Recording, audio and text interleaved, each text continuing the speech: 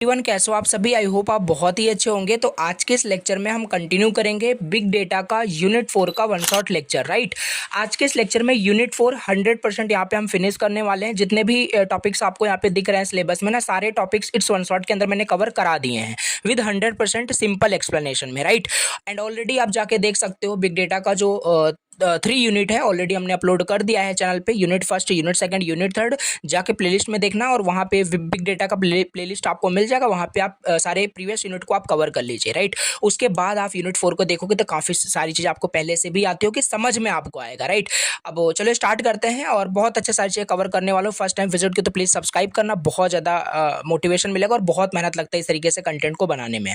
और like please कर देना। राइट, तो चलिए अभी स्टार्ट करते हैं यूनिट 4। और इसमें देखो हमें कितने पार्ट में इस यूनिट 4 को हमें पढ़ना है। इसमें ओवरऑल आपको 5 बोल सकते हो टॉपिक्स इसमें दिए हुए हैं। पहले हमें इसमें हडूप इकोसिस्टम के बारे में, यार्न के बारे में पढ़ना है। देन इसमें हमारा नॉन रिलेशनल डेटाबेस होता है जो कि आपका मोंगोडीबी हो गया, वो पढ़ना है। नो एसक्यूएल डेटाबेस होता है, उसके बारे में पढ़ना है। स्पार्क के बारे में पढ़ना है और स्केला के बारे में यहाँ पे हमें पढ़ना है। राइट, तो ये सारे टॉपिक्स दिए, इसके अंदर भी कुछ आपके टॉपिक्स दिए, सब वन बाय वन यहाँ पे हम डिस्कस करने वाले हैं। तो अभी स्टार्ट करते हैं। राइट, तो इसीलिए देखो मैंने आपको पहले ही बता दिया कि आई होप सो आपने सारे प्रीवियस यूनिट को देखा हो, क्योंकि ये जो सब्जेक्ट ऐसा है ना कि बहुत ज़्यादा इंटरकनेक्टेड है, बहुत रिलेटेड है। तो जैसे देखो इसमें आपका पहला पार्ट हमने स्टार्ट किया हडूप इकोसिस्टम एंड यार्न का। अब Hadoop ecosystem, component, scheduler, fair scheduler and capacity scheduler, यहाँ तक के टॉपिक्स ऑलरेडी मैंने कवर करा रखे हैं। और यहाँ पे भी देखो नोट्स में मैंने मेंशन भी कर दिया, already discussed in unit third.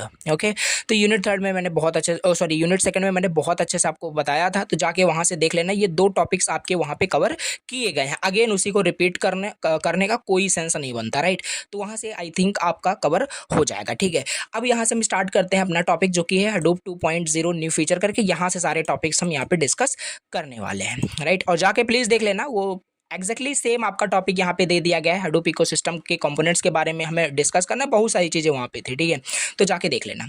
अब यहाँ पे हम देखते हैं हडूप 2.0 के कुछ न्यू फीचर के बारे में। राइट, जैसे कि आपका नेम नोड हाई अवेलेबिलिटी करके एक फीचर है, इसके बारे में डिस्कस करते हैं। देखो सबसे पहले हडूप 1.0 की मैं बात करता हूँ। और ये याद है कि नहीं आपको हडूप का मतलब क्या होता था? बेसिकली एक ओपन सोर्स आपका एक फ्रेमवर्क है। राइट, जो लार्ज डेटा सेट को स्टोर एंड प्रोसेस करने में हेल्प करता है। ठीक है, इसमें 2 कंपोनेंट्स होते थे, एचडीएफएस था, यार्न था, और एक आपका मैप रिड्यूस करके था। हम एचडीएफएस बहुत अच्छे से यूनिट थर्ड में ही पढ़ लिए। राइट, यार्न अभी हम पढ़ने वाले हैं और मैप रिड्यूस भी हमने पढ़ लिया है। राइट, तो ये सारी चीज़ें देखो कैसे आपस में कनेक्टेड है। तो कहने का मतलब यहाँ पे देखो आप समझते हैं ये टॉपिक न्यू फीचर करके जो दिया है। So in Hadoop 1.0 there was only one name node master that manage the file storage. Yes, simple, वहाँ पे एक आपका नेम नोड करके आपका एक कंपोनेंट था। नेम नोड क्या कंटेन करता है? ब्लॉक्स के बारे में इंफॉर्मेशन। राइट, जो ब्लॉक्स हमारा डेटा नोड में स्टोर होता है उसका जो लोकेशन होता है वो नेम नोड के अंदर ही होता है। और हडूप 1.0 में there was only one name node. Okay, but now देखो, if that name node failed the whole system stopped working. Simple सी बात है, अगर वो नेम नोड काम करना बंद कर दे, बंद हो जाए, तो बेसिकली फिर कैसे ब्लॉक के बारे में इंफॉर्मेशन, रीड राइट जो भी ऑपरेशन हम करते थे ब्लॉक के मतलब कि उस डेटा नोड में, वो सब आपका वर्क नहीं हो पाएगा। राइट, यानी काम नहीं करेगा सही से। So this was a big problem. पहले हम प्रॉब्लम समझ रहे हैं। राइट, हडूप 1.0 में जो आपका प्रॉब्लम था, वहाँ पे एक नेम नोड था खाली। ठीक है, नाउ अब यहाँ पे हडूप 2.0 की बात करें ना, तो यहाँ पे 2 नेम नोड होते हैं। राइट, एक आपका एक्टिव नेम नोड होता है, दूसरा आपका स्टैंड बाई नेम नोड होता है। अब यहाँ पे एक्टिव नेम नोड का क्या मतलब है? हैंडल करता है ऑल फाइल ऑपरेशंस को, रीड राइट रिलेटेड जो भी ऑपरेशन है ना, ये एक्टिव नेम नोड हैंडल करेगा। और स्टैंड बाई नेम नोड क्या करेगा? Just waits quickly and watch, यानी सिंपल ये क्या करेगा? क्विकली वॉच करेगा उन ऑपरेशंस को कि सही से वो फंक्शनल हो रहे हैं कि नहीं हो रहे हैं, सब आगे डिस्कस करेंगे इन डिटेल से। ठीक है, तो देखो यहाँ से क्या बेनिफिट हमें न्यू फीचर समझ में आ रहा है। हडूप 2.0 के जो न्यू फीचर है नेम नोड हाई अवेलेबिलिटी में, क्या समझ में आ रहा है? 1.0 में एक नेम नोड था जो कि अगर बंद हो गया तो एक बहुत बड़ा प्रॉब्लम है, समझ लो। ठीक है, तो वही है यहाँ पे आपका 2 नेम नोड हो गया है, एक्टिव नेम नोड और आपका stand by name node. Right, याद रखना।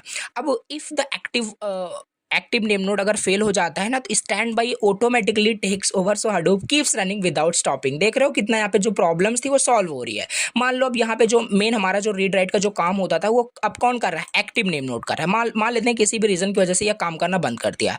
अब यहाँ 2 नोड है ना, तो 2.0 में यही बेनिफिट है, सारा फिर ये टेक ओवर कर लेगा काम को, ये करना स्टार्ट करेगा। आपका जो हडूप है ना वो स्टॉप नहीं हो जाएगा कि वो काम करना ही बंद कर देगा, वो कीप्स रनिंग रहेगा, राइट, जो भी हडूप है। तो ये बेनिफिट यहाँ पे समझ में आपको आ रहा होगा, राइट। हाउ इट वर्क्स, यहाँ पे कैसे काम कर रहा है, देखो both name node share the same file system, और दोनों के पास सेम फाइल सिस्टम यहाँ पे होता है, रेप्लिकेशन ऑफ द डेटा यहाँ पे होता है।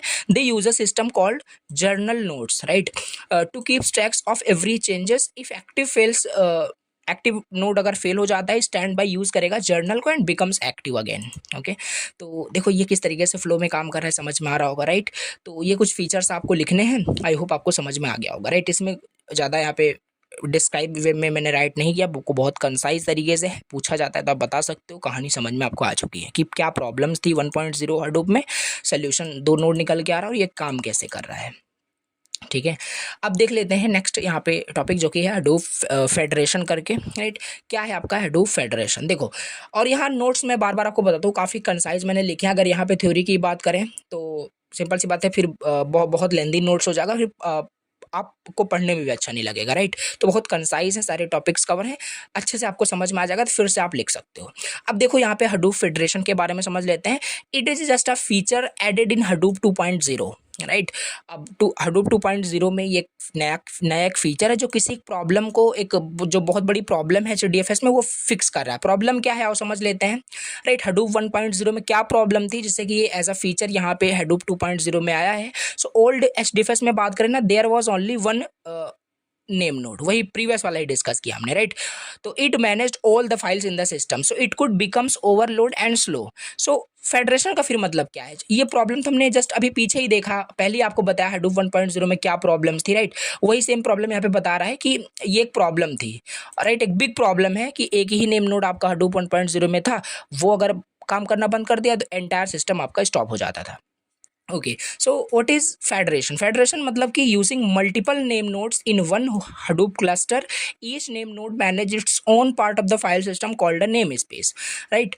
All name nodes works independently but share the same data nodes. कहने का यहाँ पे मतलब यही है, फेडरेशन सिंपली यही है कि जो हम मल्टीपल यहाँ पे हडूप 2.0 में एक ये आपका एक फीचर है जिसमें कि हम मल्टीपल नेम नोड्स को क्या करते हैं, यूज़ कर पाते हैं एक हडूप क्लस्टर के अंदर, ठीक है।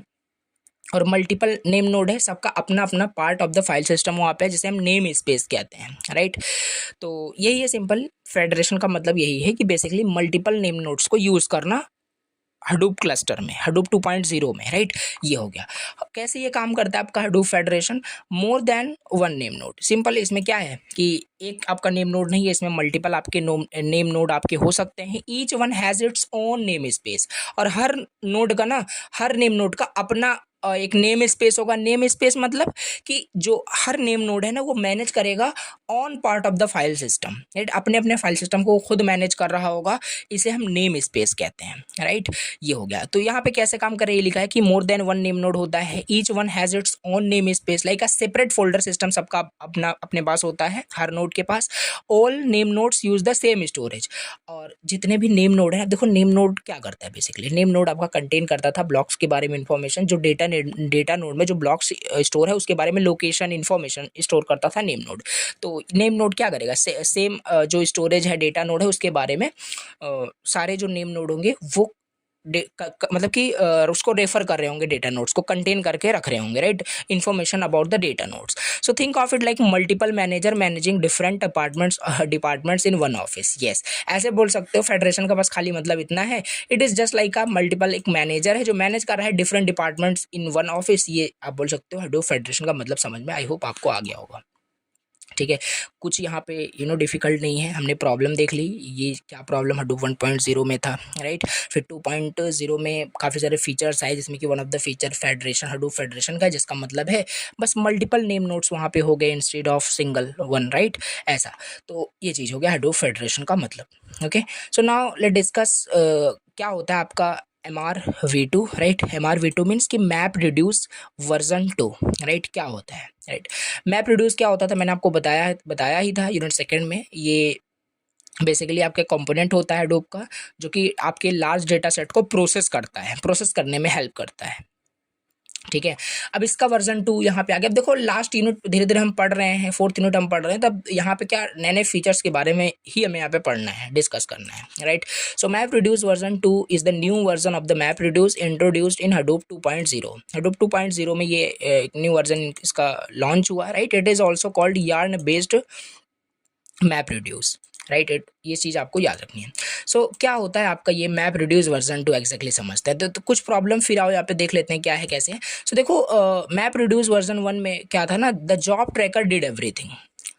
जॉब ट्रैकर सारी चीज़ें वहाँ पे परफॉर्म कर रहा था। It manage jobs resources and task, this cost slow down and 1 point failure, right. तो इससे क्या हो रहा था, अब देखो इसमें क्या है, मैप रिड्यूस वर्जन 2 में बेसिकली यहाँ पे ना सारी प्रॉब्लम यहाँ पे सॉल्व हुई। जो जॉब ट्रैकर वहाँ पे सारी चीज़ें मैप रिड्यूस वर्जन 1 में जॉब ट्रैकर जो सारी चीज़ें वहाँ पे प्रोसेस कर रहा था डेटा के बारे में, उसके चाहे जॉब को मैनेज करना हो गया, किसी टास्क को, रिसोर्सेज को, सब मैप रिड्यूस करता था। बट बेसिकली अब यहाँ पे सबका काम सेपरेट कर दिया गया है, ठीक है। तो यहाँ पे अब क्या करेगा ना, मैप रिड्यूस वर्जन 2 में इस प्रॉब्लम को सिंपल सॉल्व किया गया bye separating job management and resource management using yarn, right. Yarn क्या है आपका, सिंपल ये रिसोर्सेज को मैनेज करता है। अब यहाँ पे सबका काम अलग अलग यहाँ पे असाइन कर दिया गया, सेपरेट कर दिया गया। या आप बोल सकते हो कोई एक ऑफिस है, उस ऑफिस में एग्जांपल मैं बताने की कोशिश कर रहा हूँ, सिंपल कोई एक ऑफिस है, उसमें कोई एक बंदा है पूरे ऑफिस को कंट्रोल करके रख रहा है, राइट। मान लेते हैं आपका कॉलेज का एग्जाम्पल ले लेते हैं। आपके कॉलेज में मान लेते हैं अभी कुछ डिपार्टमेंट जैसा कुछ नहीं है, राइट। एक सिंपल डायरेक्टर है, पूरे कॉलेज को, पूरे क्लासेस को सब वही मैनेज कर रहे हैं। तो सिंपल सी बात है, डायरेक्टर अगर एब्सेंट हो जाए उस टाइम तो पूरा फिर फंक्शनल नहीं हो पाएगा कॉलेज, कहने का मतलब है। तो वही है, अलग अलग डिपार्टमेंट में वहाँ पे उसको सेपरेट कर दिया गया, सब अपना अपना इंडिपेंडेंट होकर के काम कर रहे हैं, राइट। तो ये वही है कि आपका मैप रिड्यूस वर्जन 2 में कि सबका अलग अलग यहाँ पे काम हो गया है। मैप रिड्यूस में जो हम बोल देते थे अभी तक कि ये पूरे डेटा को प्रोसेस करेगा, प्रोसेस में बहुत सारी चीज़ें होती हैं, मैनेज करना, रिसोर्स मैनेजमेंट, डिफरेंट डिफरेंट चीज़ें, तो ये सब मैप रिड्यूस ही कर रहा था। यानी मैप रिड्यूस में जॉब ट्रैकर जो होता है वो कर रहा था, बताया था। अब यहाँ पे क्या हो रहा है कि सबका अलग अलग यहाँ पे काम सेपरेट कर दिया गया है। की पार्ट्स क्या होता है मैप रिड्यूस वर्जन 2 में, रिसोर्स मैनेजमेंट, नोड मैनेजर हो गया, एप्लीकेशन मास्टर हो गया, gives resource to the run jobs, run on each module, manage containers, handle each job separately। तो ये कुछ की पार्ट्स हैं, राइट। यहाँ पे मैप रिड्यूस वर्जन 2 के इसके बेनिफिट्स के बारे में देख लेते हैं। बेटर स्केलेबिलिटी है, can handle more jobs, because यहाँ पे सबका जो काम है क्या कर दिया, सेपरेट कर दिया गया है। सो बेटर स्केलेबिलिटी हो रहा है, can handle more jobs, support other applications not just map reduce, more efficient, flexible है, remove bottlenecks of old job tracker. देखो बेनिफिट्स याद रखना है, और ये शॉर्ट नोट ही बेसिकली इसमें पूछा जाने वाला है कि मैप रिड्यूस वर्जन 2 क्या होता है, चीज़ें आप बता पाओगे, क्या प्रॉब्लम्स थी मैप रिड्यूस वर्जन 1 में, उसका सोल्यूशन क्या है, मेन आपको ये लाइन याद रखनी है, राइट। ये ओके। अब यहाँ पे हमने ये डिस्कस कर लिया। अब नेक्स्ट यहाँ पे हम देख लेते हैं कि इसी में दिया है, टॉपिक दिया है, how to run map reduce version 1 in yarn, right. तो इसे देख लेते हैं कैसे बेसिकली हम रन करेंगे मैप रिड्यूस वर्जन 1 को यार्न के अंदर। देखो यहाँ पे जो टॉपिक है ना, थोड़ा सा आपको लग रहा होगा कि बहुत डिफ़िकल्ट है, और हालांकि डिफ़िकल्ट भी है, बट जितना हो सके उतना मैंने इजी बनाने में इसको ट्राई किया हुआ है, और चीज़ें समझ में आ रही होगी। जस्ट आपको थ्योरी यहाँ पे समझना है, पढ़ना है, रीड करना है, समझ में काफ़ी सारी चीज़ें आ जाएगी। अब देखो यहाँ पे सिंपल हमें देखना है कि कैसे हम रन करेंगे, मतलब कि जो मैप रिड्यूस वर्जन 1 है उसे यार्न के अंदर से। Even though yarn has introduced in Hadoop 2.0 to replace the old map reduce system, right. So you can still run old map reduce version 1 programs on the yarn with a very little changes, right. तो इस step यहाँ पे देख लो कैसे हम run करेंगे। पहले तो यहाँ पे क्या होगा कि राइट करेंगे मैप रिड्यूस वर्जन जॉब को, this is the same map reduce code you wrote in Hadoop 1.0, okay. So अब सबसे पहले यहाँ पे क्या होगा कि जो मैप रिड्यूस वर्जन 1 का जो जॉब होगा उसे हम पहले राइट करेंगे। तो इन स्टेप्स को फॉलो करना है। देखो बेसिकली इसमें हमें समझना है कि कैसे हम मैप रिड्यूस वर्जन 1 को रन कर सकते हैं यार्न के अंदर। तो इसमें कुछ स्टेप्स दिया हुआ है। बेसिकली पहला, right your map reduce version 1 job को राइट करेंगे, फिर सेकंड में सबमिट करेंगे इस जॉब को यार्न को। फिर क्या होगा, रन होगा ये मैप रिड्यूस वर्जन 2 का यूज़ करके, फ्रेमवर्क का यूज़ करके।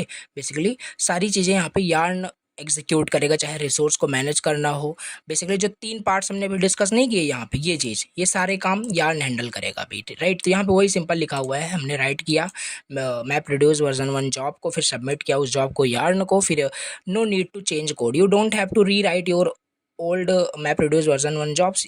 यार्न अंडरस्टैंड करेगा और उसे सिंपल एग्जीक्यूट करेगा। अब यहाँ यार्न की पूरी रिस्पॉन्सिबिलिटी है, जो हम बात करते थे पूरा मैप रिड्यूस वहाँ पे प्रोसेस करेगा, राइट, सारी चीज़ें जो कर रहा था। अब यहाँ पे यही 2.0 में ये इसका न्यू फीचर यही है कि यहाँ पे यार्न सब हैंडल आउट कर रहा है। रिसोर्स मैनेजर आप बोल सकते हो यार्न कर रहा है, नोड को मैनेज कर रहा है, and application master is starting for your job. ये तीनों जो रिस्पॉन्सिबिलिटी है यार्न यहाँ पे एग्जीक्यूट कर रहा है। ये चीज़ें आपको याद रखनी है, राइट।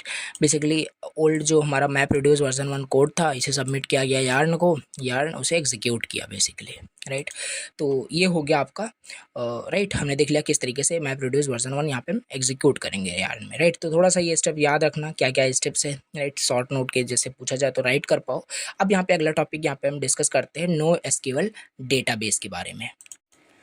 तो अब समझते हैं नो एसक्यूएल डेटाबेस क्या होता है। अब इसमें बेसिक बेसिक चीज़ें हमें समझ लेनी है, डेटाबेस के बारे में क्या होता है, उसके फीचर, एडवांटेज, डिसएडवांटेज। तो नो एसक्यूएल डेटाबेस क्या होता है? नो एसक्यूएल का मतलब होता है नॉट ओनली एसक्यूएल, राइट। तो ये एक आपका एक बेसिकली डेटाबेस होता है। तो नो एसक्यूएल डेटाबेस क्या होता है? बेसिकली नो एसक्यूएल का मतलब यहाँ पे है not only SQL, right. It is a type of database use to store and manage large amount of unstructured data या सेमी स्ट्रक्चर और structured data, right. No SQL आपका फ्लेक्सिबल है, fast है and handles big data better than traditional SQL database. देखो no SQL का basically बस यही मतलब है नॉन रिलेशनल डेटाबेस, याद रखना, राइट। यहाँ पे टेबल में आपका डेटा स्टोर नहीं होता है, रोज एंड कॉलम में डेटा आपका स्टोर नहीं होता है। यहाँ पे डेटा आपका कीज एंड वैल्यूज के पेयर में यहाँ पे फॉर्मेट में डेटा आपका स्टोर होता है। तो यही होता है no SQL database. One of the example no SQL database का आपका हो सकता है मोंगोडीबी, जो एक नॉन रिलेशनल डेटाबेस आपका होता है, ठीक है। तो बस यही है आपका। उसका एडवांटेज देख लेते हैं। एडवांटेज आपका ये है कि फ्लेक्सिबल होता है, ठीक है। जो एसक्यूएल डेटाबेस होता है ये आपका जो नॉट ओनली एसक्यूएल आपका डेटाबेस है, अगर आपका ये डेटाबेस एसक्यूएल बेस्ड है तो वहाँ टेबल के फॉर्मेट में आपका डेटा स्टोर होगा, रोज एंड कॉलम में, तो वो चीज़ आपके वहाँ लिमिटेड हो जाती है। बट ये आपका काफ़ी फ्लेक्सिबल डेटा मॉडल होता है। वन ऑफ द एडवांटेज ये है, you can store any kind of data like text, image, कोई भी डेटा आप यहाँ पे स्टोर कर सकते हो। बट वही अगर एसक्यूएल डेटाबेस में बात करें तो वहाँ पे आप बाइनरी डेटा मीन्स की इमेज, ऑडियो, वीडियो, वो आप स्टोर नहीं कर सकते। वहाँ पे टेक्सचुअल डेटा ही स्टोर किया जा सकता है। बट नॉन रिलेशनल में बेनिफिट यही है कि ये फ्लेक्सिबल होता है, स्पीड काफ़ी हाई होती है, works faster for the large amount of data, easy to scale होता है, can handle more data by adding more server, और हैंडल कर सकता है बिग डेटा को। और बिग डेटा पढ़ ही रहे हैं तो इसमें हमें नो एसक्यूएल डेटाबेस के बारे में ही डिस्कस करना है, पढ़ना है, राइट। जो हैंडल कर पा रहा हो बिग डेटा को, greater for the social media, IoT, locks, जैसे बात कर लेते हैं, सिंपल यूज हो रहा होगा, जैसे इंस्टाग्राम के भी डेटाबेस की बात करें, वो नो एसक्यूएल डेटाबेस हो सकता है, ठीक है। बिकॉज वहाँ पे जो डेटा होगा उसमें हमारे इमेजेस भी होते हैं, हमारे वीडियोस भी होते हैं, तो वो सब एक नो एसक्यूएल डेटाबेस में स्टोर हो रहा होगा। कहने का मतलब है no SQL database, non relational database, just, okay. So no complex join, simpler query होती है इसमें, बेटर परफॉर्मेंस इसका होता है। अब इसका एग्जांपल भी देखने वाले हैं। इसका डिसएडवांटेज भी यहाँ पे देख लेते हैं। डिसएडवांटेज इसका क्या होगा? No standard query language, right. Different no SQL database user different syntax. अब देखो जैसे कि अगर हम बात करें, आप एसक्यूएल डेटाबेस की बात करोगे तो वहाँ पे माई एसक्यूएल करके, जैसे माई एसक्यूएल आपका जो डेटाबेस होता है उसमें एक प्रोग्रामिंग लैंग्वेज आपकी यूज़ होती है क्वेरी को एग्जीक्यूट करने के लिए, राइट। लेकिन इसमें कोई भी स्टैंडर्ड क्वेरी कोई लैंग्वेज नहीं है, डिसएडवांटेज ये लिख सकते हो, right. Less support for complex queries और लेस मेच्योर आपका ये होता है। डेटा कंसिस्टेंसी इश्यूज भी हो सकते हैं यहाँ पे। So not ideal for the reporting और जॉइंस। तो ये सारे कुछ डिसएडवांटेज एडवांटेज आपको याद रखना है, राइट। एग्जाम में अगर ये पूछा भी जाएगा तो नो एसक्यूएल डेटाबेस और इसके एडवांटेज डिसएडवांटेज यही सब आएगा, राइट। और इसका टाइप देख लेते हैं कि कैसे आपका नो एसक्यूएल जो आपका डेटाबेस होता है इसके कितने क्या टाइप होते हैं। पहले ही मैंने आपको बता ही दिया, MongoDB one of the example of the no SQL database, Redis भी आपका होता है और कैसेंड्रा करके भी होता है, Neo4j करके भी होता है। तो मोस्ट पॉपुलर आपका ये बेसिकली है, बाकी सभी यूज़ होते हैं, राइट। तो मोंगोडीबी भी आगे हम पढ़ने वाले हैं। सो डॉक्यूमेंट, इसमें जो डेटा आपका स्टोर होता है वो डॉक्यूमेंट के फॉर्मेट में होता है। Document is nothing but, you बोल सकते हो इस टाइप से, ये नेम एंड वैल्यू का पेयर होता है, राइट। तो इसे हम बोल देते हैं डॉक्यूमेंट बोल देते हैं। देखो सिंपल, आपने एसक्यूएल पढ़ा होगा तो एसक्यूएल में बेस आपका क्या होता है, वहाँ पे टेबल के अंदर आपका रो होता है, कॉलम मतलब कॉलम होता है, तो रोज कॉलम में डेटा स्टोर होता है। यहाँ पे मोंगोडीबी में जो डेटा स्टोर होता है वो डॉक्यूमेंट के फॉर्मेट में स्टोर होता है, ठीक है। स्टोर डेटा लाइक जेसन में आपका डेटा स्टोर होता है, राइट। और फ्लेक्सिबल आपका ये फॉर्मेट है। और रेडीज में बात करें इस डेटाबेस में, नोएसक्यूएल डेटाबेस में की वैल्यूज के फॉर्मेट में डेटा स्टोर होता है, राइट। कॉलम बेस्ड आपका कैसेंड्रा में होता है, ग्राफ में आप ग्राफ फॉर्मेट में आपका इस डेटाबेस में होता है आपका, ठीक है। तो ये टाइप यहाँ पे हमने देख लिया कि क्या इसके टाइप्स हैं नोएसक्यूएल डेटाबेस के। देखो नोट्स रहेगा, रीड करना प्लीज़, ओके। तो सारी चीज़ मैं बताता चल रहा हूँ, राइट। और मोस्ट इंपॉर्टेंट अभी ये है जो सिलेबस में भी दिया है, इसे हम देखने वाले हैं। अब इसी को डिस्कस करते हैं, क्या होता है आपका मोंगोडीबी, राइट। और मोंगोडीबी क्या है, बेसिकली एक नो एसक्यूएल डेटाबेस है, जस्ट अभी आपने देखा, राइट। और एक मोस्ट पॉपुलर आपका नो एसक्यूएल डेटाबेस है that store data in a document format like JSON format में, राइट। इसमें टेबल में आपका डेटा स्टोर नहीं होता, बता रहा हूँ अगेन, नो एसक्यूएल का मतलब यही है कि नॉन रिलेशनल। नॉन रिलेशनल है मीन्स कि वहाँ पे टेबल में डेटा स्टोर नहीं हो रहा होगा, ठीक है। तो मोंगोडीबी यूज़ करता है कलेक्शन एंड डॉक्यूमेंट्स को, ठीक है। सो इस तरीके से कुछ आपका डेटा स्टोर होता है। यहाँ पे कुछ एग्जांपल दिया हुआ है, document in the MongoDB look like this, इस तरीके से, राइट। आपको पहले ही बताया था इस फॉर्मेट में, यहाँ पे आपका की होगा, यहाँ वैल्यू होगा, की होगा वैल्यू होगा, तो उसी फॉर्मेट में। तो इसे हम जेसन फॉर्मेट बोलते हैं। इसे ऑब्जेक्ट भी देखो आप बोल सकते हो काफ़ी हद तक, बट ये आपका जेसन फॉर्मेट ये आपका दिया हुआ है, राइट। आपने जावास्क्रिप्ट अगर यूज़ किया है, उस पर काम किया है, तो ये चीज़ें समझ में आ रही होगी, राइट। थोड़ा टेक्निकल चीज़ें हैं आपका, ये डेटाबेस रिलेटेड जो भी हम पढ़ रहे हैं। तो यहाँ पे देखो इस फॉर्मेट में आपका डेटा यहाँ पे स्टोर होता है, और ये जो पूरी चीज़ है ना, इसे हम बोलते हैं कलेक्शन बोलते हैं, राइट। इसे हम कलेक्शन बोलते हैं बेसिकली। अब देखो इसके फीचर्स भी देख लेते हैं। हमने यहाँ पे इसका देख लिया क्या होता है, और इसके एग्जांपल ये चीज़ बना देना, ठीक है। तो अब इसके बाद देख लेते हैं इसके क्या क्या फीचर्स होते हैं। फीचर्स की बात करें तो ये डॉक्यूमेंट ओरिएंटेड होता है, store data in a flexible Jason like format में डेटा स्टोर होता है, याद रखना। मोंगोडीबी में जो डेटा स्टोर होता है जेसन फॉर्मेट में होता है, राइट। ये हो गया। एक तो आपका बाइनरी जेसन होता है, एक आपका जेसन है। तो यहाँ खाली जेसन फॉर्मेट में आपका डेटा स्टोर होता है, ये काफ़ी इंपॉर्टेंट चीज़ है, याद रखना। हाई परफॉर्मेंस आपका मोंगोडीबी का होता है। आप देखोगे कि बड़े बड़े प्रोजेक्ट में, राइट, जो यूज़ हो रहे हैं उसमें आपके ये डेटाबेस यूज़ होता है। ईजी टू स्केल, इसको स्केल करना काफ़ी ईजी होता है। कैन ऐड मोर सर्वर और data grows, right. So rich query language, you can filter out, sort and search data easily. तो काफ़ी सारे इसमें हमें बिल्ट इन क्वेरीज मिल जाती हैं, लाइक फाइंड का भी आगे हम देखने वाले हैं, इसका सारी चीज़ें दिया हुआ है। स्कीमा लेस सारी चीज़ें होती है इसमें, हमें स्कीमा बनाने की ज़रूरत नहीं होती, राइट। जैसे टेबल में, यानी कि एसक्यूएल डेटाबेस की एग्जांपल लेते हैं, उसमें अगर आप डेटा स्टोर करना चाहते हो एसक्यूएल डेटाबेस में, तो वहाँ पहले टेबल बनाओ। टेबल भी बनाने से पहले पहले उसकी स्कीमा बनाओ। स्कीमा बन जाएगा, स्कीमा का मतलब है स्ट्रक्चर टेबल का, राइट। कुछ टेबल में क्या क्या स्टोर करने वाले हो, स्ट्रक्चर हमने बना लिया, नेम होगा, एज होगा, सिटी होगा, ये हो गया स्कीमा, राइट। अब इस स्कीमा में हम डेटा बाद में वहाँ पे इंसर्ट करते हैं, राइट। तो वो एसक्यूएल का सिस्टम था। तो यहाँ स्कीमा लेस है, इसमें ये सब सिस्टम नहीं है, डायरेक्ट आप यहाँ पे विद स्कीमा लेस डेटा को स्टोर कर सकते हो। इंडेक्सिंग यहाँ पे one of the most important यहाँ पे फीचर्स है इसके अंदर, राइट। फास्टर सर्चिंग होता है यूजिंग इंडेक्स का यूज़ करके। एग्रीगेशन, बहुत सारे हमें यहाँ पे फंक्शंस मिल जाते हैं, एग्रीगेशन फंक्शन मिल जाते हैं, राइट। जैसे हम फास्ट कैलकुलेशन, बहुत सारी चीज़ कर सकते हैं। अभी आगे हम देखने वाले हैं इसके एग्जांपल। एग्रीगेशन मतलब वो सिर्फ predefined function like average, sum, इन सबको कैलकुलेट करना फास्ट वे में हम कर सकते हैं। ये सब फीचर की हम बात कर रहे हैं अभी, और बहुत सारे लैंग्वेज को ये सपोर्ट करता है, works with Java, Python, node JS, अलग अलग प्रोग्रामिंग लैंग्वेज के साथ ये काम करता है मोंगोडीबी डेटाबेस जो होता है, ओके। ओके, अब यहाँ पे डेटा टाइप्स के बारे में भी डिस्कस कर लेते हैं। बहुत सारे डेटा टाइप्स होते हैं मोंगोडीबी के अंदर। सो डेटा टाइप में तो ये सारे आपके डेटा टाइप्स दिए हुए हैं। तो पहला स्ट्रिंग डेटा टाइप दिया हुआ है, जो आपने देखा, ये नेम, ये की दिया है, ये वैल्यू दिया है। तो ये सब क्या स्ट्रिंग ही तो है, सेट ऑफ कैरेक्टर ही तो है। तो यही तो आपका स्ट्रिंग है, राइट। तो ये चीज़ है, आपका इसका डेटा टाइप्स दिया हुआ है। और नंबर की बात करें तो नंबर भी देख लो, यहाँ पे दिया है सिंपल, इसका की दिया है और इसका वैल्यू दिया है, तो ये आपका नंबर फॉर्मेट हो जाएगा, सॉरी नंबर आपका डेटा टाइप हो जाएगा।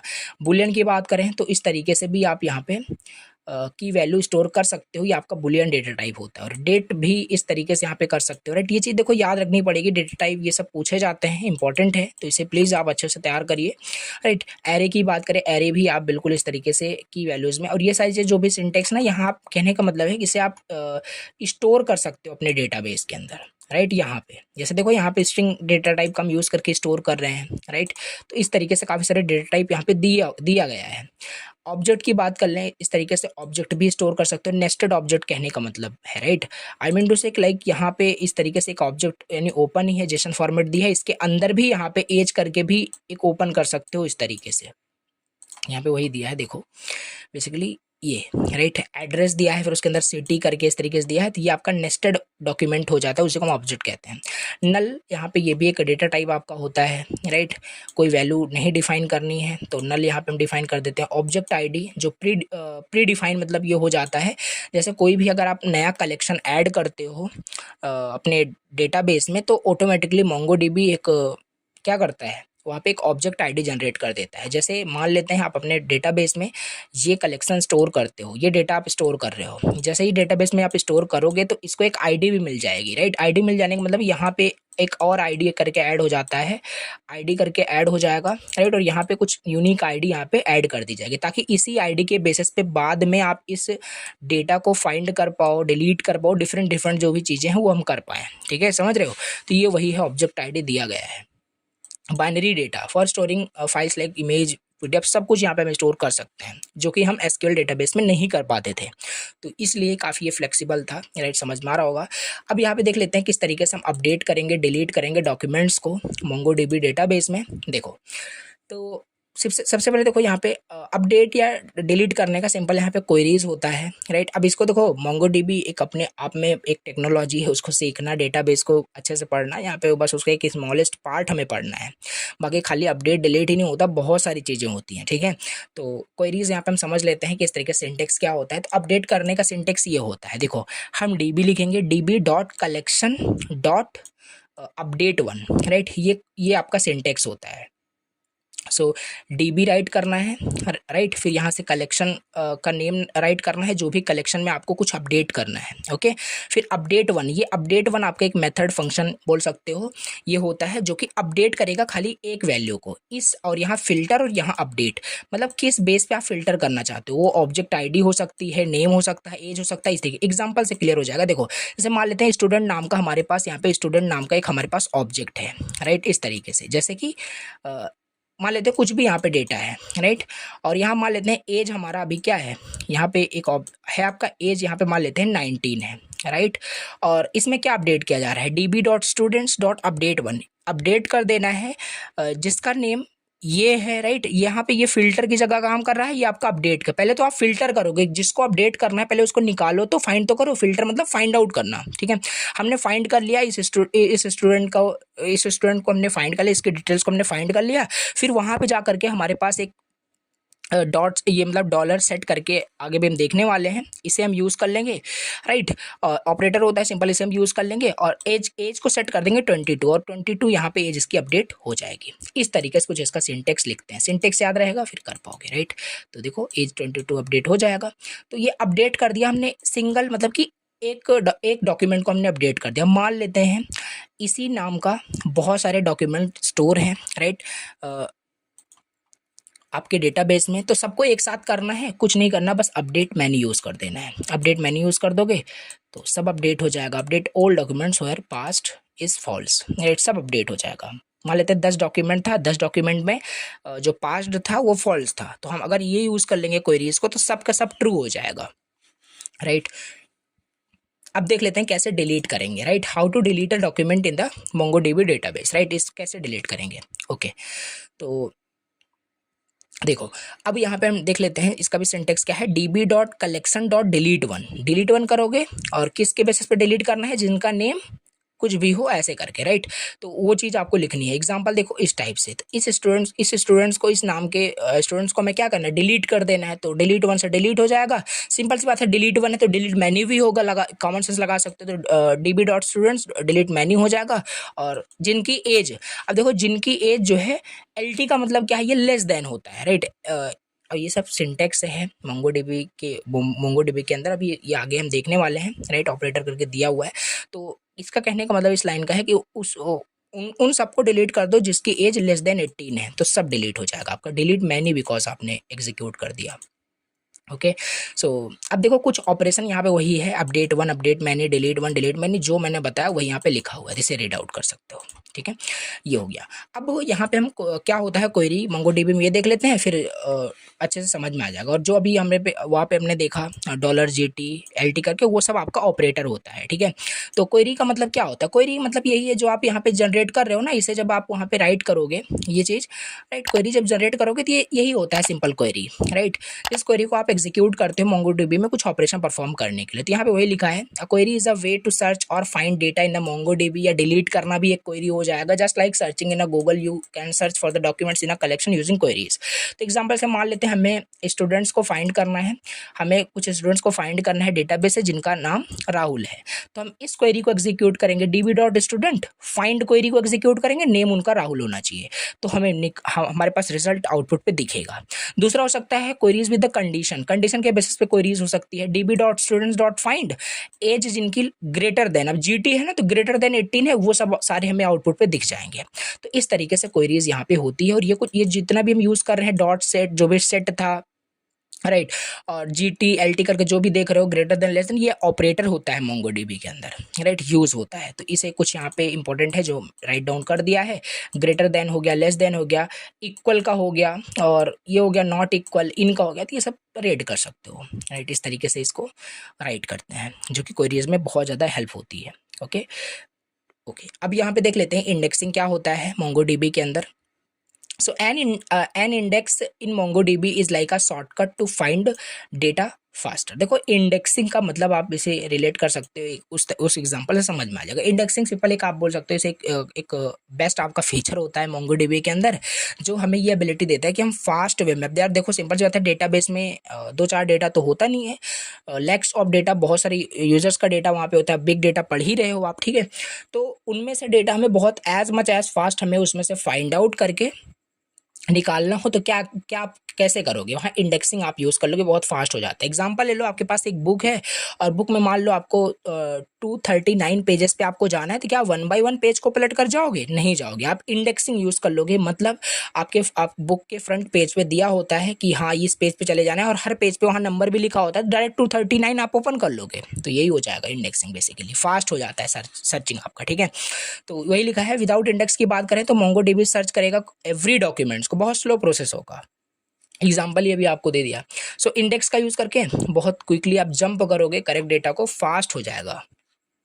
कैसे इंडेक्स क्रिएट करते हैं, db dot students dot create index, और यहाँ पे इंडेक्स इस तरीके से राइट करते हैं, ये इसका कुछ सिंटेक्स होता है, ठीक है। इंडेक्सिंग बस याद रखना है क्या होता है मोंगोडीबी में। एडवांटेज की बात करें, फास्टर क्वेरीज एग्जीक्यूट हो रही है, टाइम हमारा बचता है, support sorting, help sort data faster. मान लो हमें डेटा को सॉर्ट करना है तो पहले फाइंड आउट करना पड़ेगा, तो सर्चिंग यहाँ पे ओवरऑल हमारी बहुत फास्ट होती है। इंडेक्सिंग के अलावा से एक फीचर आप बोल सकते हो होता है, ठीक है।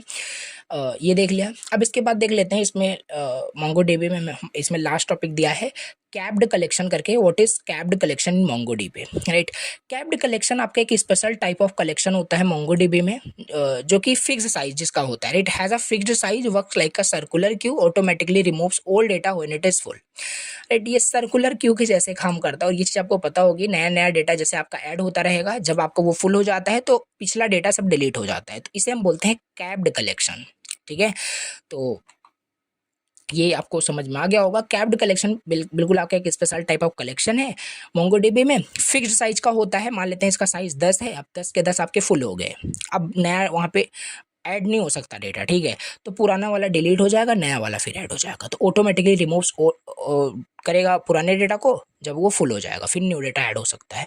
तो ये होता है कैप्ड कलेक्शन। ओके, फीचर यही है, फिक्स्ड साइज होता है, ऑटो ओवरराइट हो जाता है अगर फुल हो जाता है तो, fast right insert only, and keeps order maintain रहता है, राइट। तो ये चीज़ प्लीज़ रीड करना, समझ में आपको आ गया होगा कि कैप्ड कलेक्शन का मतलब क्या होता है। ओके, सो फिक्स्ड साइज, इसका साइज फिक्स्ड होता है, ऑटो ओवरराइट वंस अगर ये मतलब फुल हो गया जो भी आपका साइज है इसका, फिर डिलीट करेगा, रिमूव्स करेगा ओल्ड डेटा को, देन न्यू को ऐड करेगा। फास्ट राइट करता है, very fast insert operation, insert only, no delete और update of size, changing fields, maintain the order of insertion. Okay, so capped collection ये होता है। तो ये हमने पूरा यहाँ पे डिस्कस कर लिया। अब यहाँ पे इसके बाद अगला यहाँ पे टॉपिक डिस्कस करते हैं स्पार्क के बारे में। देखो हमने देख लिया, राइट, मोंगोडीबी पूरा जो भी सिलेबस में था छोटे छोटे पार्ट्स में हमने उसको देख लिया, जो भी टॉपिक वहाँ पे दिए थे, राइट। अब इसके बाद हम स्पार्क टॉपिक स्टार्ट करते हैं। इसके अंदर देख लेते हैं कि क्या क्या हमें यहाँ पे डिस्कस करना है। तो सबसे पहले समझते हैं कि व्हाट इज स्पार्क, स्पार्क क्या होता है, राइट। देखो अब समझते हैं यहाँ पे स्पार्क क्या होता है, राइट। देखो, so what is Apache Spark, right. It is a fast and powerful tool use to process and analyse big data. Simple ये आपका एक टूल होता है जिससे कि हम जो भी हमारा डेटा जो स्टोर हो रहा है, लार्ज डेटा सेट है, उसको एनालाइज करने के लिए, प्रोसेस करने के लिए, राइट।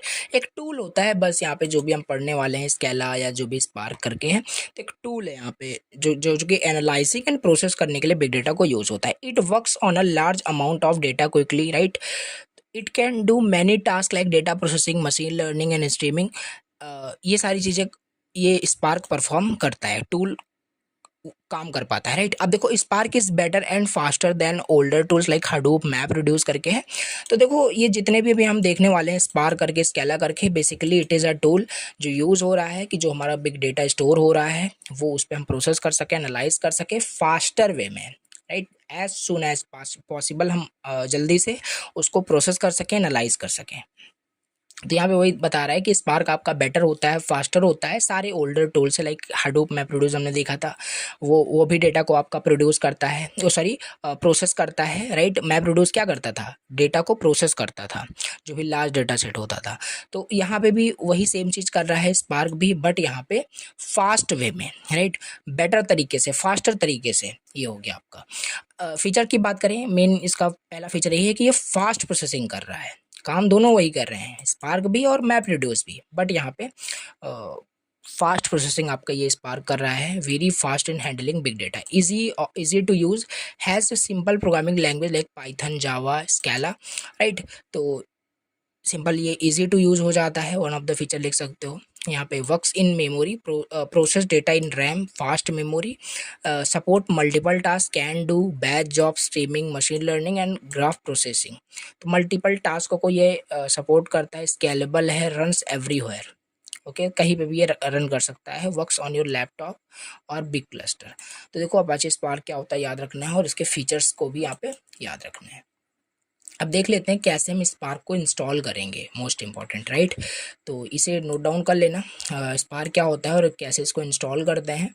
तो और इसके स्टेप्स को समझ लेते हैं, कैसे इसको इंस्टॉल करेंगे समझ में आ जाएगा। हाउ टू इंस्टॉल स्पार्क, पहले तो स्टेप 1 में install Java.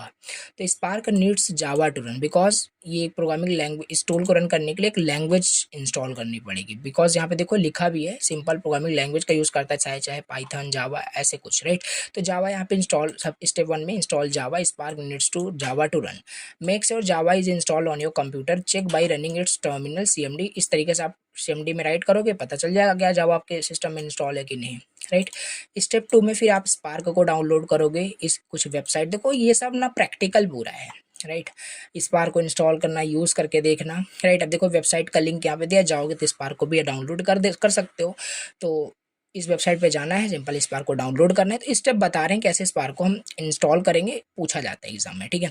So choose a spark version and package type, okay. So download the file, फिर अनजिप करिए, फिर उसको इंस्टॉल करिए नॉर्मली सॉफ्टवेयर की तरह। Set environment variable, okay, optional but recommended, और ये इन्वायरमेंट वेरिएबल सेट करना होता है, राइट। फिर स्टेप 4 में फिर स्पार्क को आप रन कर सकते हैं।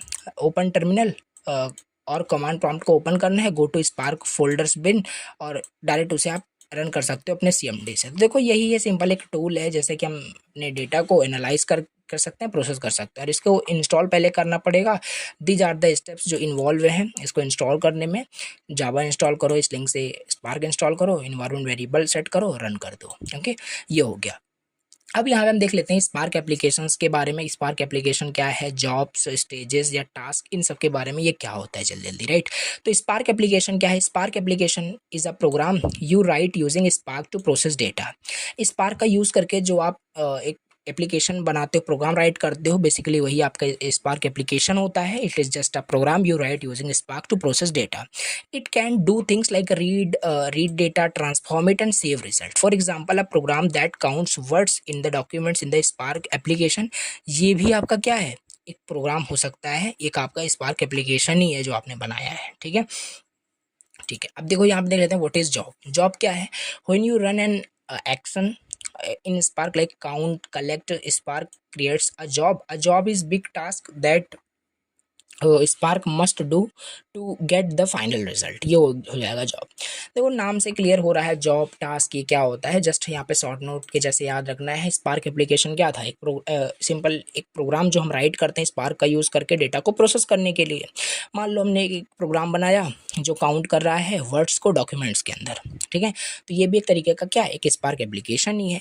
जॉब क्या है? जॉब मतलब कि एक एक्शन, राइट, जो स्पार्क में परफॉर्म हो रहा है। When you run an action in a spark like count का हो गया, कलेक्ट का हो गया। अब देखो यहाँ डॉक्यूमेंट में क्या होगा, वर्ड को काउंट किया जाएगा, तो यहाँ काउंट करके हमारा जॉब होगा, इसको काउंट करेगा। तो यही है आपका क्या, एक job, right. Spark creates a job. A job is a big task that Spark must do to get the final result. Okay, now stage क्या होता है?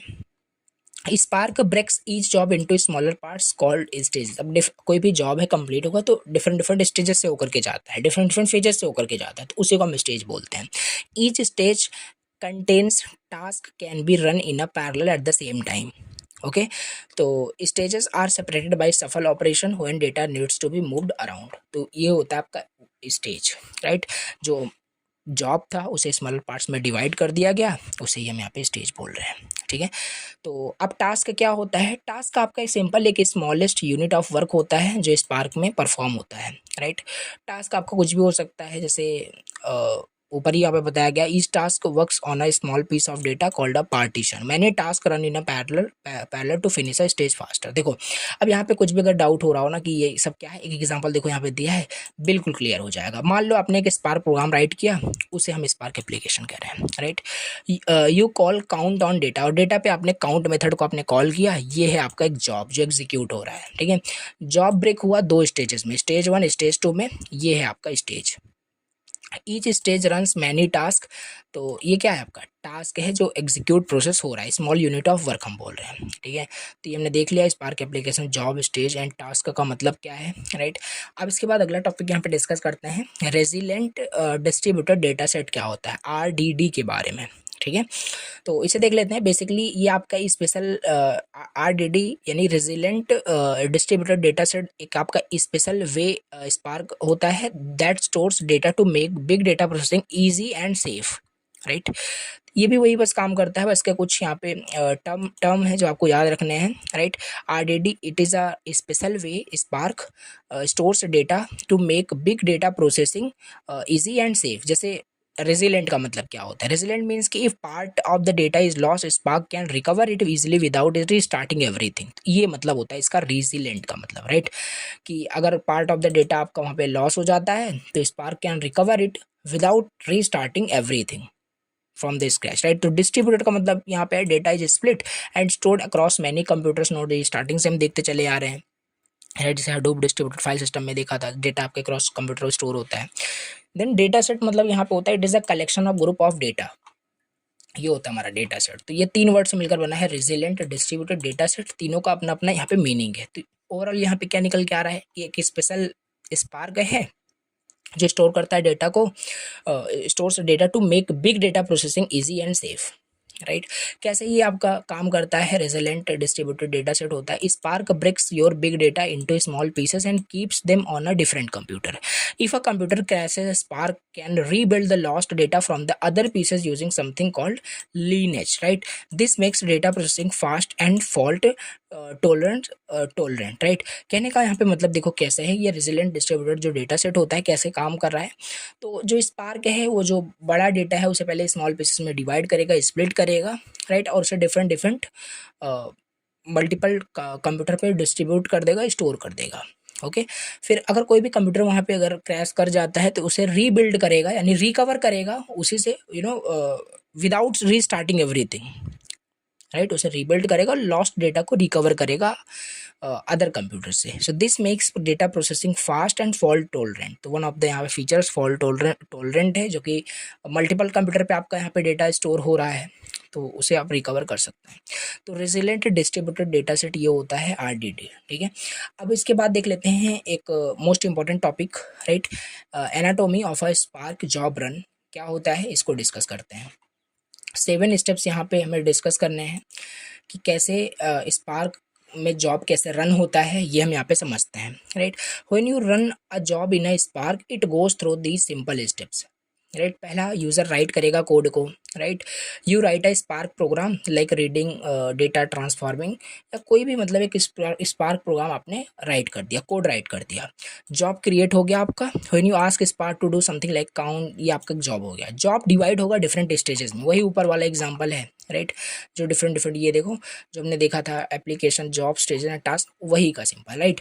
तो राइट कर दिया हमने, जॉब क्रिएट हुआ, जॉब डिवाइड किया स्टेजेस में, right. Stages divided into task, अब स्टेजेस आपका डिवाइड हुआ टास्क में। Each stages is broken into many task that works on small parts of data like called partition, उसका किया गया। फिर टास्क सेंड टू एग्जीक्यूटर, अब वो टास्क एग्जीक्यूट होगा, right, on the different computers in the cluster to run in a parallel. Okay. अब वो task जो होगा एग्जीक्यूट होगा एग्जीक्यूटर के पास, फिर टास्क रन करेगा and result collected. Executor run the task, process data and send result back, फिर job आपका कंप्लीट हो जाएगा। 7 स्टेप यहाँ पे याद रखना। यूजर राइट करेगा कोड को, पूछा जाता है, यूजर कोड को राइट करेगा, जॉब क्रिएट होगा, डिवाइड होगा स्टेजेस में, स्टेजेस आपका टास्क में डिवाइड होगा, टास्क एग्जीक्यूट होगा एग्जीक्यूटर की हेल्प से, फिर आपका कलेक्ट होगा रिजल्ट, देन जॉब कंप्लीट हो जाएगा। ओके।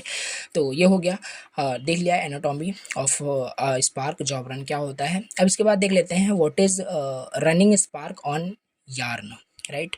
ये क्या होता है। अब यार्न ये जो तभी से आ रहा है, इसको थोड़ा सा डिटेल से समझ लेते हैं क्या होता है, राइट।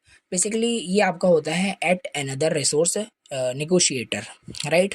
तो YARN stands for this, right. Okay. So it is like a manager जो मैनेज करता है, कंट्रोल करता है रिसोर्सेज को, like CPU memory in a big cluster of the computer. कोई big cluster of the computer यानी big group of computer वहाँ पे है, वर्क्स आपस में काम कर रहा है, उसको मैनेज करेगा, उसमें रिसोर्सेज उनको कंट्रोल करना ओवरऑल, ये सब आपका यार्न ही हैंडल करता है, ठीक है। Help many applications including Spark run together smoothly on a big cluster, right. Why run Spark on YARN, कहने का मतलब हम स्पार्क को क्यों रन करें यार्न पर, इसे समझते हैं। तो देखो यार्न आप मैनेज करता है रिसोर्सेज को, so Spark does not use too much और too little, right. So allow Spark to run on a big cluster with many computers, तो इस वजह से यूज होता है। Let's Spark share resources with other applications like Hadoop map reduce. देखो कहने का यहाँ पे मतलब यहाँ पे ये है कि क्यों हम स्पार्को को रन करते हैं यार्न के ऊपर। देखो यार्न जो है वो it is like a manager जो रिसोर्सेज को खुद मैनेज करता है, राइट। बिग क्लस्टर में कोई बिग क्लस्टर ऑफ कंप्यूटर अगर दिया हुआ है तो ये स्पार्क को अलाउ करता है रन करने के लिए बिग क्लस्टर पर with many computers. Okay.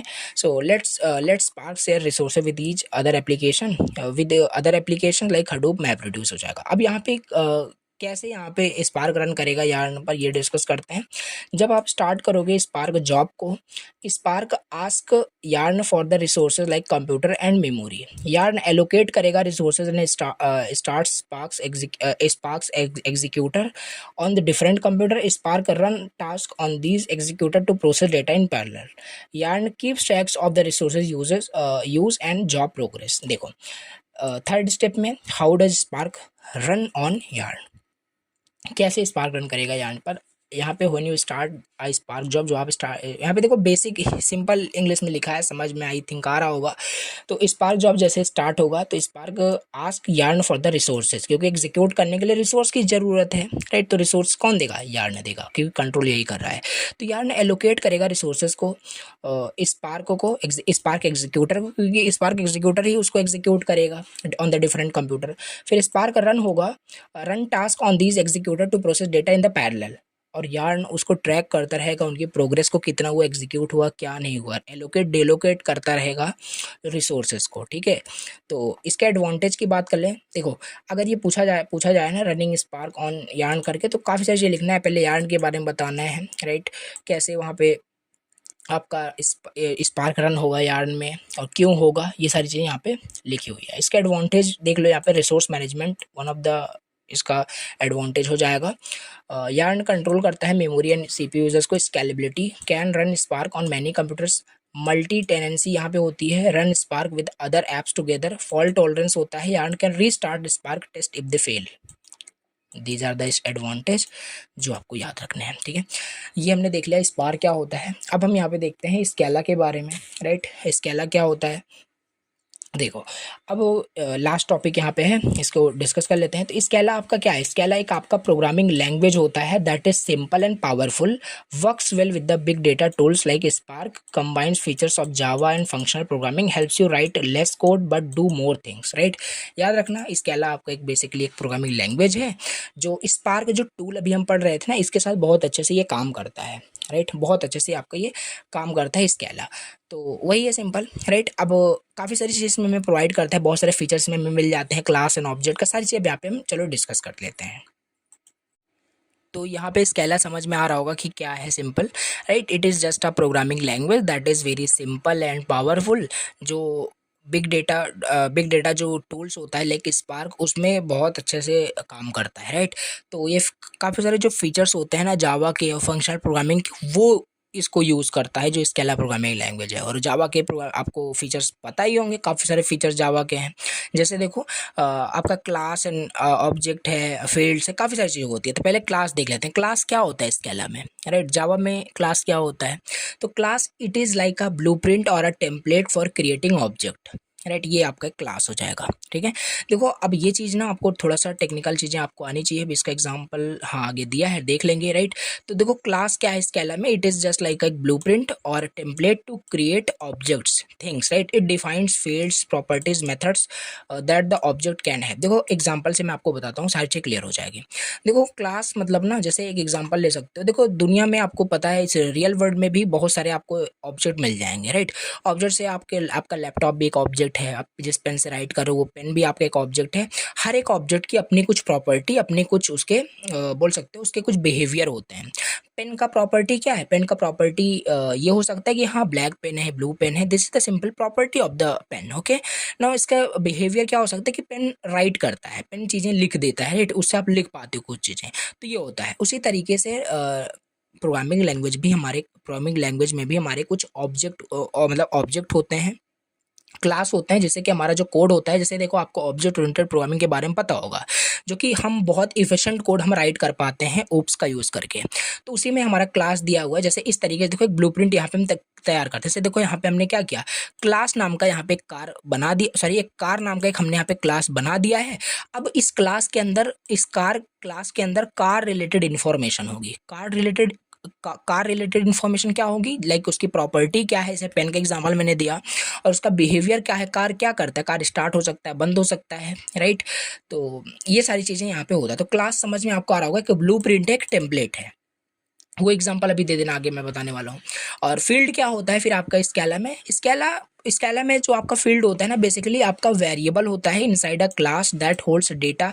Like जैसे यहाँ पे हमने कुछ क्लास डिफाइन किया, मान लेते हैं क्लास हमने कुछ यहाँ पे डिफाइन किया, राइट। किसी क्लास का कुछ भी यहाँ पे नाम हो सकता है, और यहाँ इसी में हमने दे दिया a = 5 दे दिया, राइट। तो यही तो है आपका सिंपल एक फील्ड हो गया, फील्ड आपने बना दिया, राइट। वेरिएबल यही आपका फील्ड है, कुछ अलग से थोड़ी ना है, जो कुछ इन्फॉर्मेशन डेटा होल्ड करके रख रहा होगा। For example a car class can have multiple fields like colour, model, speed, but याद रखना जिस नाम का आपने क्लास बनाया है क्लास रिलेटेड ही इन्फॉर्मेशन कंटेन करेगा। तो जैसे अभी मैंने एज इक्वल टू 10 कर दिया, ऐसे इन्फॉर्मेशन नहीं होगी। जैसे कि कार का क्या कलर है, मॉडल क्या है, स्पीड क्या है, ये सारी इन्फॉर्मेशन वहाँ पे एज अ फील्ड वहाँ पे आप मतलब डिक्लेयर कर सकते हो, जो इन्फॉर्मेशन वो होल्ड करेगा, ठीक है। तो क्लास फील्ड ये समझ में आ गया होगा। अब मेथड्स क्या होता है, देखो दो ही चीज़ यहाँ पे सिंपल है।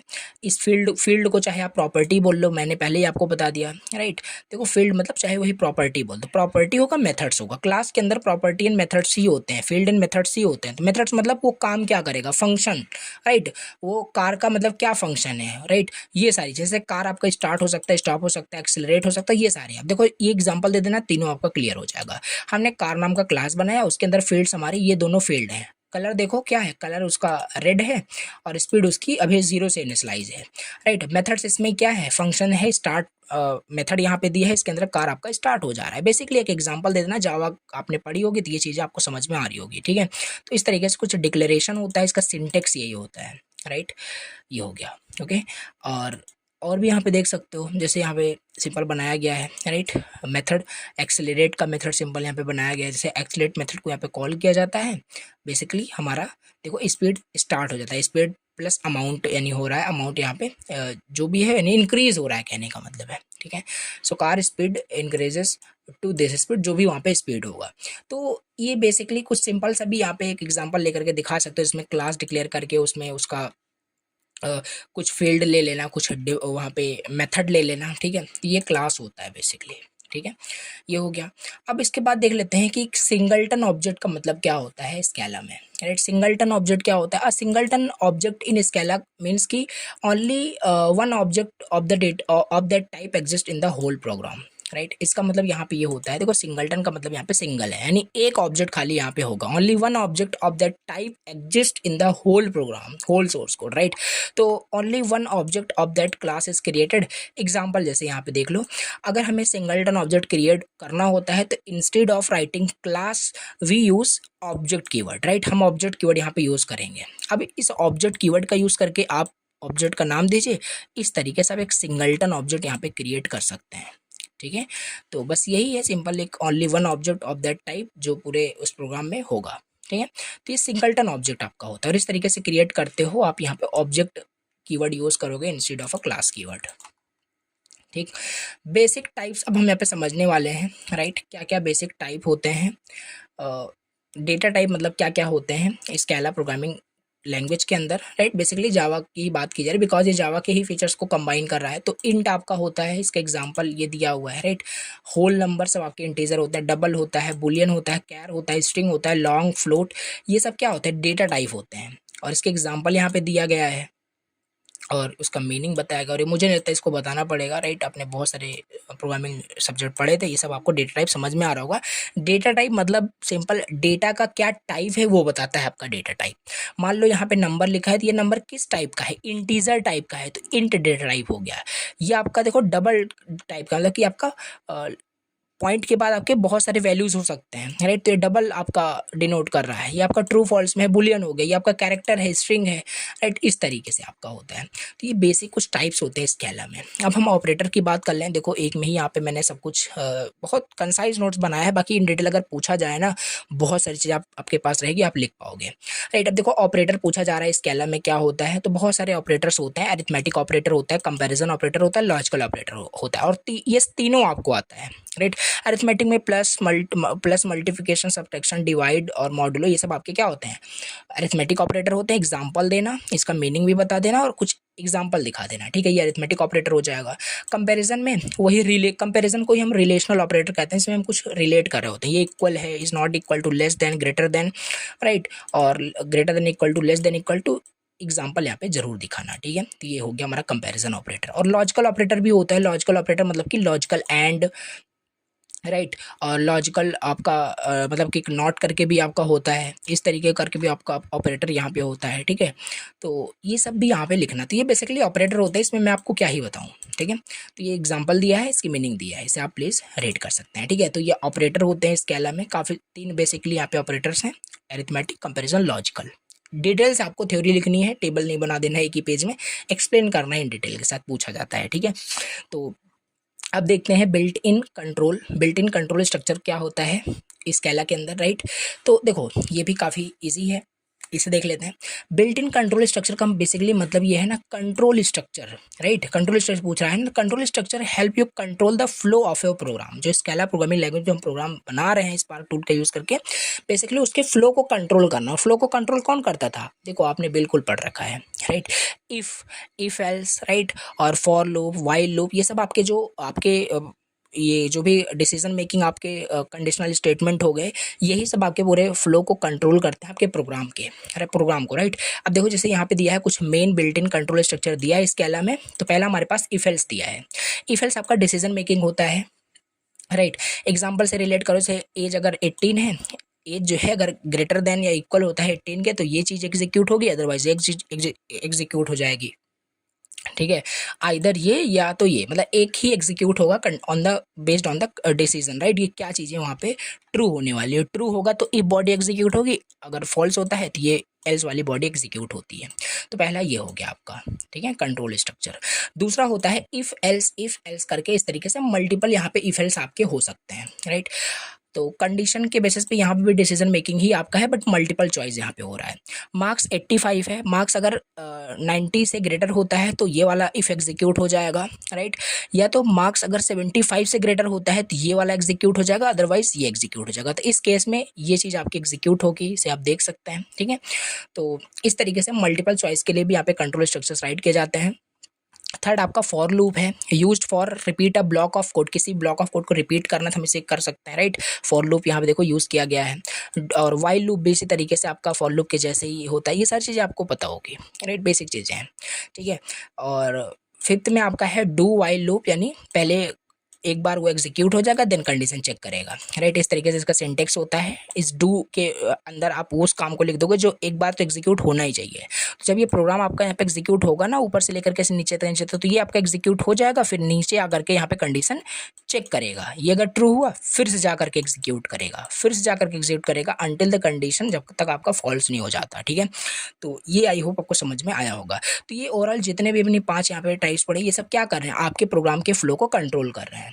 देखो यहाँ से आपका प्रोग्राम एग्जीक्यूट हो रहा था, यहाँ से कंडीशन चेक किया, क्या एज आपका 18 के इक्वल है, तो यहाँ से मैच किया, हाँ एज इक्वल है, तो ये एग्जीक्यूट कर देगा, राइट। अगर नहीं होता तो प्रोग्राम फ्लो मतलब हो रहा था, राइट, सीक्वेंस से आपका यहाँ एग्जीक्यूट हो जाता अगर वो ट्रू ना होता। तो यही है कंट्रोल करना फ्लो ऑफ द प्रोग्राम को, ये सारी चीज़ें यहाँ पे है, राइट।